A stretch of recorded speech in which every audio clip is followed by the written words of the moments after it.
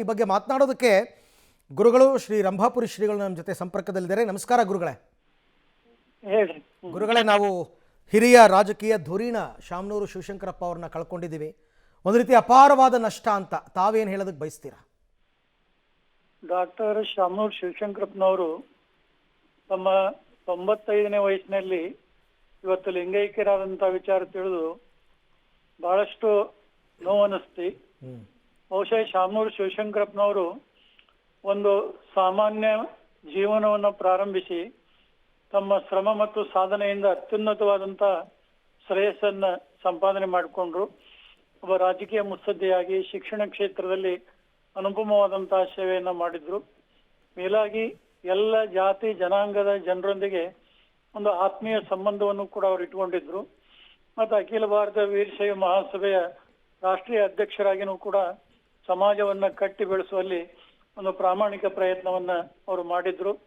ಇತ್ತೀಚೆಗೆ ದಾವಣಗೆರೆಯಲ್ಲಿ ಪೀಠಾಚಾರ್ಯ ಮತ್ತು ಶಿವಾಚಾರ್ಯ ಶೃಂಗ ಸಮ್ಮೇಳನದಲ್ಲಿ ಬಹಳಷ್ಟು ಪ್ರಮುಖವಾದಂತಹ ಪಾತ್ರವನ್ನ ಅವರು ವಹಿಸಿದ್ರು.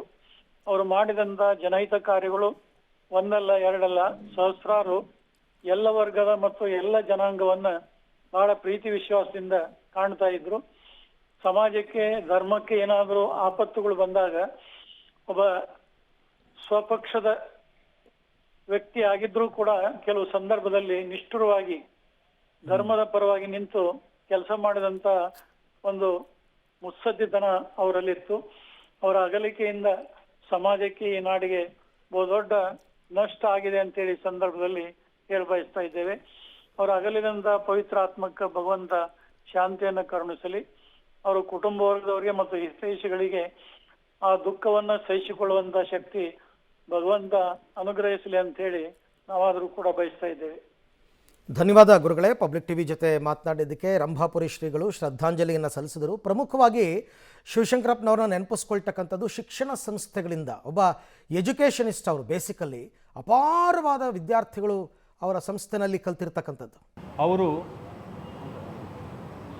ಬಹುಕಾಲದಿಂದ ರಾಜಕಾರಣದಲ್ಲಿ ನುರಿತ ರಾಜಕಾರಣಿಯಾಗಿ